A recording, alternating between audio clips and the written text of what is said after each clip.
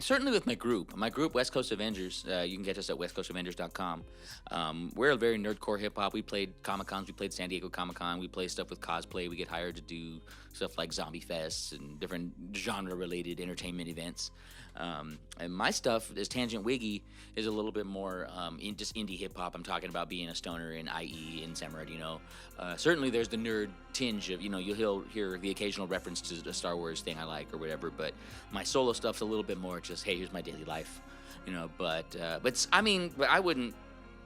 That's not contradictory to nerd. I mean, I'm still a nerdy dude, even with my regular indie hip hop stuff, But yeah, nerdcore hip hop. In fact, how do I put this? I'll give a little preview of something that you'll see on future podcasts with Mad Studios, but something that gets discussed a lot lately, and one of the reasons I use the actual term nerdcore a little bit less is that it's kind of there's a big discussion nationally about, at least among nerdcore people, about like the racial insensitivity of the nerdcore culture, because there are people who feel like nerd hip hop has ignored how nerdy, like, not nerdcore has already been, and then more specifically, a lot of nerdcore showcases are very white. And I don't think this is the case with the West Coast, which is one of the reasons that I've been more defensive of nerdcore, because it's like every nerd event that I've done out here has been very diverse, with lots of diverse people, including, other black and brown people that are doing it. Sean from West Coast Avengers is a black dude.